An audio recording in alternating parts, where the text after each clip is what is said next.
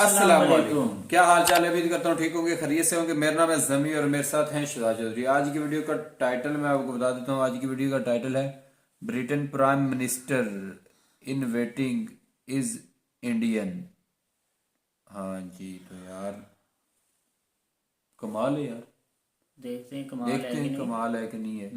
तो वीडियो शुरू करने से पहले हमारी आपसे रिक्वेस्ट है कि अगर आप हमारे चैनल पर नए हैं तो हमारे चैनल को लाइक करें, शेयर करें, सब्सक्राइब करें और हमारी YouTube फैमिली का हिस्सा बन जाएं। ऐसी मजेदार और इंटरेस्टिंग वीडियो आपको मिलती रहेंगी। चलिए शुरू करते हैं। Let's start. भारत में 200 साल तक राज करने वाले ब्रिटेन के नए प्रधानमंत्री एक भारतवंशी बन सकता है, ये बहुत बड़ी खबर है। और जिन लोगों को समस्या होनी चाहिए उनको समस्या होने की शुरुआत भी हो गई है। भारत का कोविड मैनेजमेंट इतना अच्छा रहा जिसकी पूरे विश्व को उम्मीद नहीं थी। पूरे विश्व की तुलना की जाए तो भारत के अंदर जो काम हुए हैं वो अभूतपूर्व है। डेवलप्ड कंट्रीज के अंदर भी ऐसे नहीं हुए। और भारत सरकार के साथ में हर कदम के ऊपर यूके खड़ा नजर आया। भारत के प्रधानमंत्री और यूके के प्रधानमंत्री की एक साथ बनाई बढ़त पूरे विश्व के अंदर चर्चा का विषय थी। मगर इसके साथ ही जो सबसे बड़ी कारक शक्ति थी जिसने यूके को कोविड मैनेजमेंट के अंदर उभारा, उसका नाम है ऋषि सुनक। और उन्हें ही अगले प्रधानमंत्री के तौर पर यूनाइटेड किंगडम के अंदर देखा जा रहा है। वहां के बड़े अखबार अभी से उनको पीएम इन वेटिंग लिखने लग गए हैं और यह माना जा रहा है कि वो ही बोरिस जॉनसन को रिप्लेस करेंगे, अगले प्रधानमंत्री बनेंगे। एक और इंटरनेशनल अखबार की इस खबर के ऊपर भी देख लीजिए, हर जगह पीएम इन वेटिंग बोला जाता है ऋषि सुनक को। अब ये ऋषि सुनक आखिर है कौन और भारत से इनका क्या लेना देना है, जिसके ऊपर अभी से ही चर्चाएं गर्म है। अभी जो ऋषि सुनक हैं ये पैदा हुए हैं यूके के अंदर, मतलब वहां के सिटीजन हैं, वहीं पैदा हुए हैं। मगर इनके जो पेरेंट्स हैं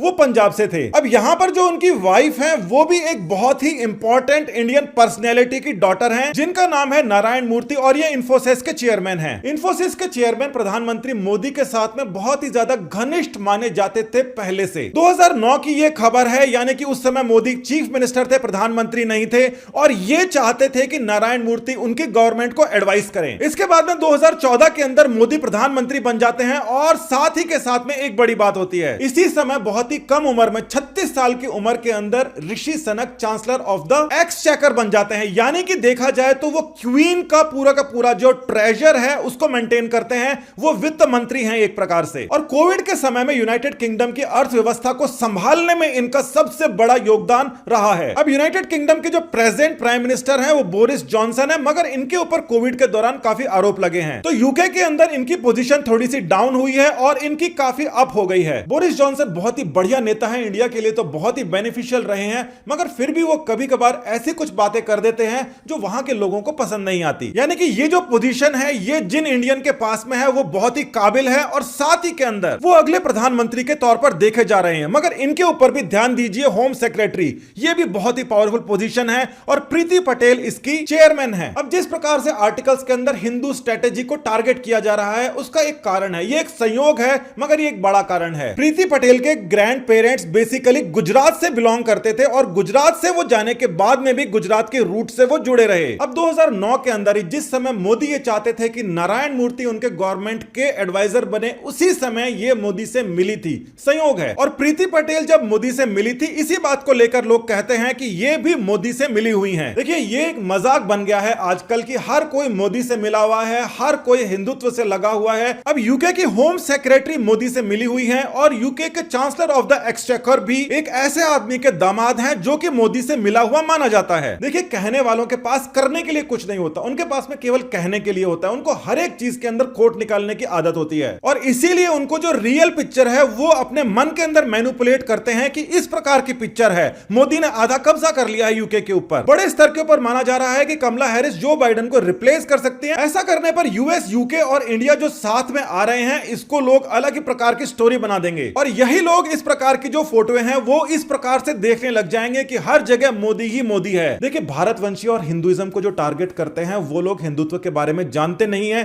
कि हिंदू कहीं पर भी जाता है, जिस जगह जाके काम करता है वहां के लोगों की भलाई के लिए काम करता है, वो किसी साजिश के अंदर इन्वॉल्व नहीं होता, कम्युनिटी एज अ होल। और चाहे यहां पर चारों के चारों भारत मूलवंशी हो जाए, मगर ये जिस देश के अंदर काम कर रहे हैं उस देश की तरक्की के लिए ही सोचेंगे और साथ ही के अंदर वर्ल्ड पीस के बारे में सोचेंगे, टॉलरेंस के बारे में सोचेंगे, जिसके बारे में दूसरे लोग शायद कम सोचते हैं। और आप क्या सोचते हैं इस बारे में वो भी आप जरूर बताइएगा। नमस्कार, धन्यवाद, जय हिंद। बड़ी बात होती है जी, बड़ी बात होती है कि आप एक क्या कहते हैं कि इंडिया में पैदा हुए और सॉरी इंडिया में नहीं, यूके में, मतलब आपके माँ बाप जो है वो इंडिया में पैदा होते हैं और चले जाते हैं बाहर, और फिर वहाँ से आपकी एक एजुकेशन और फिर फैमिली बैकग्राउंड भी है इस पे सारा कुछ। बिल्कुल, ये तो इंडिया मुबारक का मुस्तहिक बन गया है कि इंडिया वालों को और इंडिया को एक पे एक कंग्रेचुलेशन। यार हाँ भाई, जी, एक पे एक जो है वो काफ़ी ज़्यादा क्योंकि ये होती है जी एबिलिटी और मेहनत का सिला।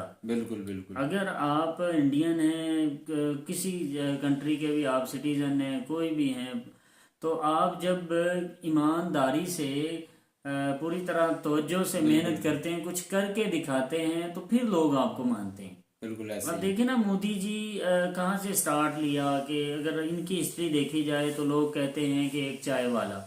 तो अब एक चाय वाला अगर मेहनत करता है या स्टार्ट लेता है, मेहनत और बड़ी ईमानदारी और बड़ी ही क्या उसे कह सकते हैं लगन से काम कर रहा है, तो उनकी लगन को लोग सराहते हैं और लोग जब उनकी लगन को देखते हैं उनके साथ जुड़ जाते हैं।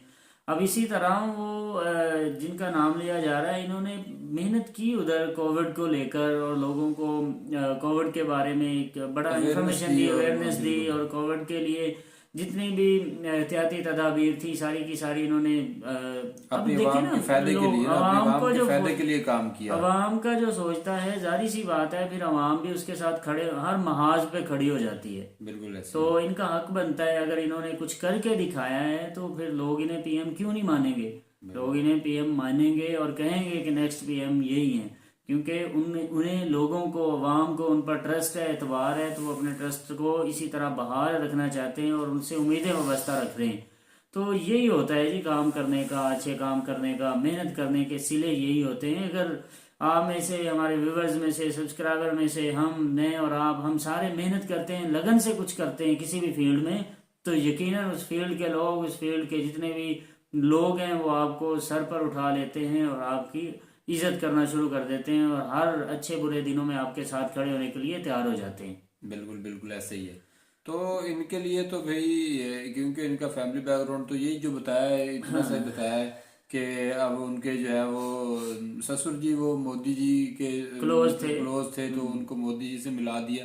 तो मेरा ख्याल है ये तकलीफ जो है ना वो इंडियन मीडिया पे तो मेरा ख्याल है मुश्किल ही होगी, वो किसी और मीडिया पे जो है ना, हो सकता है अपोजिशन पे हो या और हाँ, पे हो या बिल्कुल, किसी opposition पे, या बिल्कुल दुनिया के opposition किसी भी कंट्री को हो, तो उनको होती है जो कुछ कर नहीं सकते वो क्या करते हैं, बातें करते हैं। बिल्कुल बिल्कुल जब कुछ कीड़े नहीं निकालते करते, हैं, हाँ, जो कुछ नहीं करते वो जस्ट बातें करते हैं। तो लोगों की आदत होती है इधर उधर वालों की, लोग बातें करेंगे, बातें बनाएंगे कि ये क्या होने वाला है, और लेकिन होगा वही। जो मेहनती लोग हैं वो अपना फल पा जाएंगे, अपना समर पा जाएंगे, और जो काहिल और सुस्त हैं वो जस्ट बातों में ही टाइम जाया कर देंगे। बिल्कुल ऐसे ही है।